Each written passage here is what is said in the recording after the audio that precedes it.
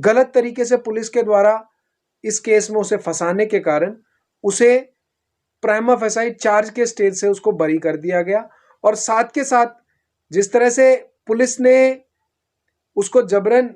गलत तरीके से जुडिशियल कस्टडी में रखा, तो concern SHO police station Mundka के एसएचओ और एसीपी के ऊपर लाख रुपए का पेनल्टी लगाया गया, कंपनसेशन दिया गया। दिल्ली के मुंडका थाने के एसएचओ के खिलाफ हुआ 1 लाख का जुर्माना। जज साहब ने डीसीपी को दिया आदेश। मुंडका थाने के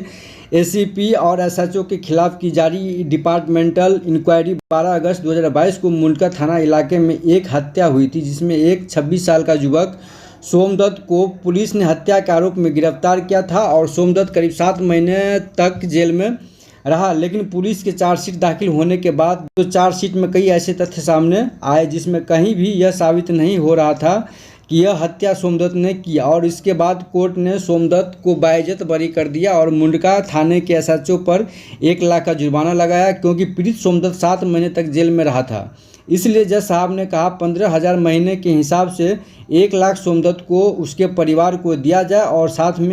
ही मुंडका थाने के एसएपी और एसएचओ के खिलाफ डिपार्टमेंटल इंक्वायरी की जाए। बाइट भारत भूषण पीड़ित पक्ष के एडवोकेट BOAD सोमदत्त के एडवोकेट भारत भूषण ने बताया कि जब इलाके में कोई क्राइम होता है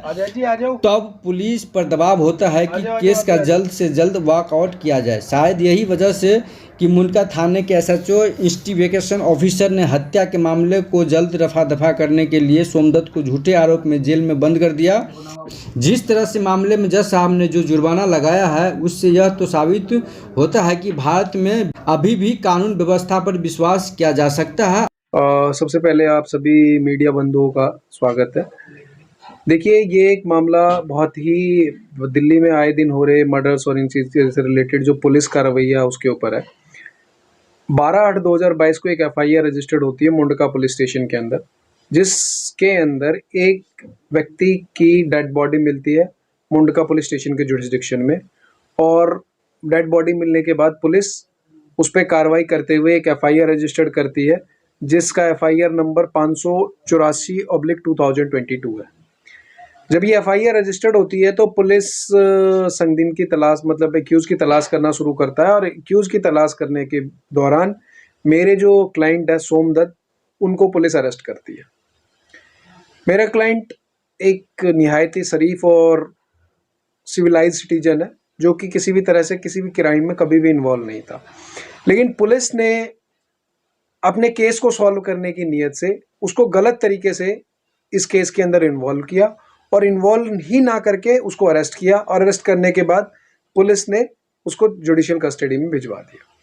जब ये जुडिशियल कस्टडी में गया तो उसके बाद पुलिस ने अपनी चार्जशीट फाइल करी। चार्जशीट फाइल के दौरान जब हमने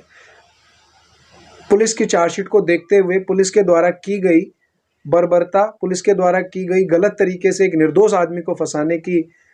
प्रक्रिया को जब हमने कागजी तौर पे देखा, तो हमें ये पता चला कि पुलिस ने पूरे मामले के अंदर सिर्फ लेपापोती करी है और एक निर्दोष आदमी को इस केस के अंदर फंसाया है। जिसके बाद हमने कोर्ट के अंदर ड्यूरिंग द आर्गूमेंट, चार्ज पे जब आर्गूमेंट होता तो चार्ज पे हमने आर्गूमेंट किया और उस चार्ज के आर्गूमेंट के दौरान हमने जज साहब को सारी बातें बताई कि किस तरह से ये केस नहीं बनता। और कोर्ट ने हमारी बात को कंसिडर करते हुए एक्यूज को प्राइमा फेसाई केस ना बनने के कारण और गलत तरीके से पुलिस के द्वारा इस केस में उसे फंसाने के कारण उसे प्राइमा फेसाई चार्ज के स्टेज से उसको बरी कर दिया गया। और साथ के साथ जिस तरह से पुलिस ने उसको जबरन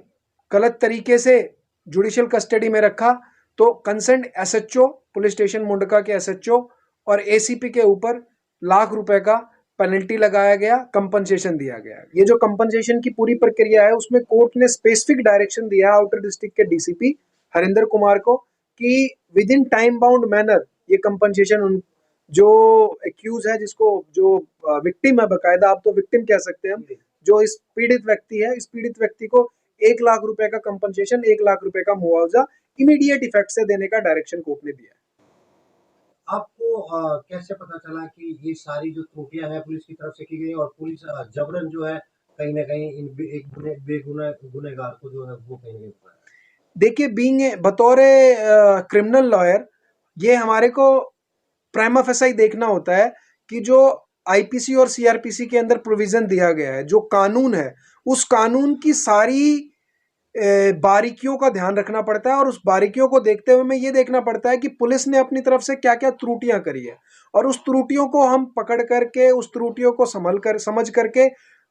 जुडिशियल ऑफिसर्स के सामने अपनी बातों को रखते हैं, और हमारी बातों से कोर्ट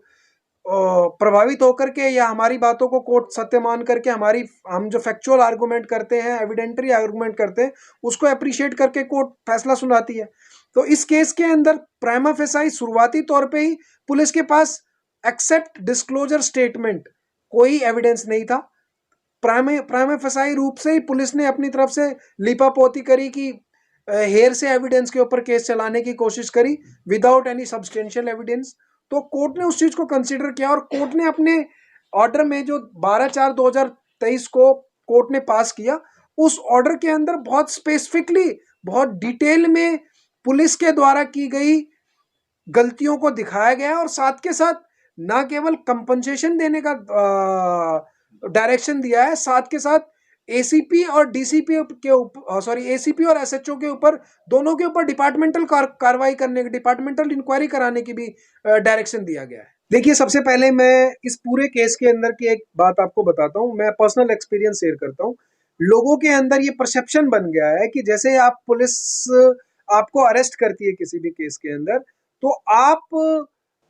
जब तक पुलिस चार्जशीट फाइल नहीं करती तब तक आप कुछ मत करिए, चार्जशीट फाइल होने के बाद आप वकील कीजिए। इस तरह का परसेप्शन लोगों के बीच में बन चुका है। लेकिन मैं एक ही चीज कहना चाहूंगा, इस पूरे केस के अंदर जो हमारे को कामयाबी मिली है, उस कामयाबी का सबसे बड़ा कारण यह है कि पीड़ित, मतलब एक्यूज जो है, जो पीड़ित है, उस पीड़ित के परिवार ने हमें प्राइमा फेसाई बहुत ही, जैसे ही उसको अरेस्ट किया उसी टाइम पे हमारे को उन्होंने अपॉइंट कर लिया, और हमारे को अपॉइंट करने के बाद हमने तुरंत जो हम डॉक्यूमेंट्स, जो हम एविडेंस कलेक्ट कर सकते हैं, जो एविडेंस अवेलेबल होता है, उस एविडेंस को हमने, जो टाइम के साथ एविडेंस खराब हो जाता है, खत्म हो जाता है, उस एविडेंस को हमने तुरंत कलेक्ट करने की कोशिश करी, और उस कलेक्शन के बिहाफ पे जब हमने अपनी तरफ से कोर्ट के अंदर सपोर्टिंग एविडेंस दिया कि सर ये, और ये इस सिचुएशन में इस तरह से हुआ है, या जैसे कि आप सीसीटीवी फुटेज से रिलेटेड चीजें हो, चाहे वो लोकेशन से रिलेटेड फुटेज हो, या कहीं अगर किसी अदर प्लेस पे बंदा बैठा हुआ तो उससे रिलेटेड एविडेंस हो, वो सारी चीजें हमने प्राइमा फेसाई ही कलेक्ट किया। तो मैं एक ही चीज कहना चाहूंगा कि हर इस सिचुएशन के अंदर जब भी एक आम व्यक्ति, एक साधारण इंसान को अगर पुलिस गलत तरीके से फंसाती है, तो सबसे पहले वो अपने एडवोकेट को अपॉइंट करे, और एडवोकेट को अपॉइंट करा करके अपनी न्याय की लड़ाई लड़े। अगर आप प्राइमा फेसाई रूप से, शुरुआती रूप से अगर एडवोकेट अपॉइंट कर लेते हो, तो जो सबूत आने वाले, मतलब समय के साथ खत्म हो जाता है, उस सबूत को बचाया जा सकता है। उस सबूत से बचाने के बाद आप उस चीज का बेनिफिट उठा करके आप अपनी तथ्यों को कोर्ट में रख सकते हो, और उसी के आधार पर कोर्ट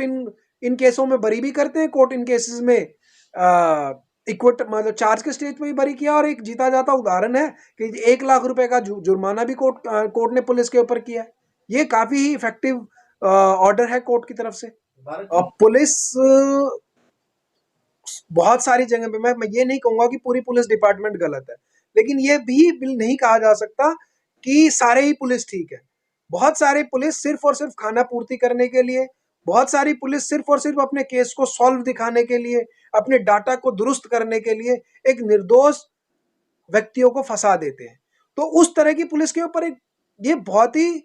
इफेक्टिव ऑर्डर है। इससे एक पूरी पुलिसिंग के अंदर भी एक मैसेज जाएगा कि आप अगर किसी को अरेस्ट करते हो तो आप सब्सटैंशियल एविडेंस देखकर अरेस्ट करें, अगर अदरवाइज आपके ऊपर डिपार्टमेंटल कार्रवाई हो सकती है। और मैं इस पूरे प्रोसेस में जो डीसीपी हरिंदर जी हैं, उनको भी रिक्वेस्ट करूंगा कि जो ये एसएचओ साहब हैं, या जो भी इन्वेस्टिगेशन टीम है, इनके ऊपर प्रॉपर कार्रवाई हो, एंड ही शुड बी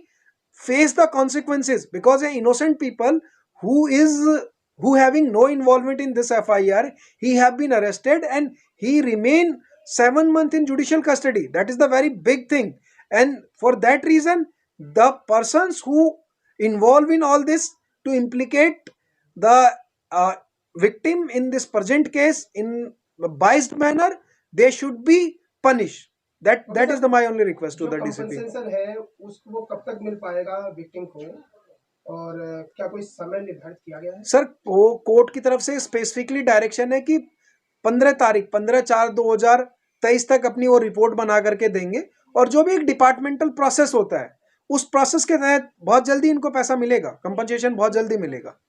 कानून की, हमारे संविधान की, हमारे देश के कानून व्यवस्था का एक सबसे बड़ा जो मोटो है वो ये है कि 100 गुनहगार बच जाए लेकिन एक बेगुनाह को अरेस्ट ना किया जाए, एक बेगुनाह को सजा ना मिले। इसी परसेप्शन के साथ पुलिस को काम करना चाहिए, लेकिन आज के टाइम की जो पुलिसिंग है वो टोटली डिफरेंट हो गई है। उनको अपनी डाटा को दुरुस्त करने के लिए, सिर्फ और सिर्फ डाटा को दुरुस्त करने के लिए कि हमने विक्टिम, मतलब किसी कोई क्राइम हुआ, उस क्राइम के अंदर तुरंत हमने बंदे को अरेस्ट कर लिया, वो आओ देखती है ना ताओ देखती है, और बिना किसी वजह के भी कई बार इनोसेंट आदमी को अरेस्ट कर लेती है। तो ये जो है पुलिस का रवैया, ये समाज के लिए भी बहुत ही गलत जाने वाला है। तो इसलिए पुलिसिंग के ऊपर इस तरह का जुडिशियल कंट्रोल होना बहुत जरूरी है, जो इस केस में हुआ है। नाम राजीव रजीव, मैं टिकरी बॉर्डर पे रहता हूँ। छोटी सी मेरी दुकान है, मैं उसी से गुजारा करता हूँ। प्लस मेरे 4 बच्चे हैं, 3 लड़कियाँ, एक छोटा लड़का था। ये लड़का बहुत शरीफ था, और आज तक किसी ने, मतलब कोई गली के मोहल्ले के अंदर ये कह सकता है ये लड़का ऐसा है या उसका बाप ऐसा है, और आज तक ऐसा कोई काम नहीं हुआ। 32-33 साल से मैं रह रहा हूँ, और मादीपुर गाँव का रहने वाला हूँ मैं। जब ये केस में मैं लड़का झूठे केस में फंसा था, तो मैं खुदा नखास्ता अमित डॉक्टर साहब है, उनसे मिला था। उनसे मिलने के बाद उन्होंने बताया भारत जी का नाम, कि भारत जी से मिल लो, जिनको मैं पहले भी जानता था मैं इनको, क्योंकि ये भी यहीं रहते पहले और मैं भी यहीं रहता हूँ। तो उन्होंने बताया, जब उनसे मिला तो उन्होंने कहा भी ठीक है, कानून कार्रवाई जो वैसा भी होगा मैं जायज़ करूँगा, तो जैसा मेरे से बन सका मैं वैसा ही करूँगा। तो इन्होंने 3 या 4 महीने के अंदर लड़ाई लड़के मेरे लड़के को बाइज्जत बरी करवा दिया है, और उन पुलिस वालों के खिलाफ जो है कार्रवाई बैठ चुकी है। और परसों यही बात हुई तो मेरे को बहुत बहुत खुशी हुई कि वकील साहब ने मिल के और जज साहब की मेहरबानी से मेरा बच्चा बाइज्जत बरी हो चुका। उसमें 1 लाख रुपए गवर्नमेंट ने मेरे लड़के को मुआवजा दिया है, और वो मिला है, मुझे थोड़ी तसल्ली हुई है। लेकिन मैं गरीब आदमी हूँ, इस केस के कारण मेरा घर पूरा बर्बाद हो चुका है, मैं बर्बाद, मेरे बच्चे बर्बाद हो चुके हैं, और मैं बहुत ज़्यादा परेशान हूँ। तो इससे मानते हैं आप, जो आपको न्यायालय मिला, यानी कहीं ना कहीं कानून व्यवस्था अभी भी बहुत सही है, ईमानदारी आज भी दुनिया में कायम है। 100 गुनहगार बच जाए लेकिन एक बेगुनाह को अरेस्ट ना किया जाए, एक बेगुनाह को सजा ना मिले। ये जो कंपनसेशन की पूरी प्रक्रिया है उसमें कोर्ट ने स्पेसिफिक डायरेक्शन दिया है आउटर डिस्ट्रिक्ट के डीसीपी हरिंदर कुमार को कि with in time bound manner ये कंपनसेशन जो एक्यूज है, जिसको जो विक्टिम है, बकायदा आप तो विक्टिम कह सकते हैं हम, जो इस पीड़ित व्यक्ति है, इस पीड़ित व्यक्ति को 1 लाख रुपए का कंपनसेशन, 1 लाख रुपए का मुआवजा इमीडिएट इफेक्ट से देने का डायरेक्शन कोर्ट ने दिया है।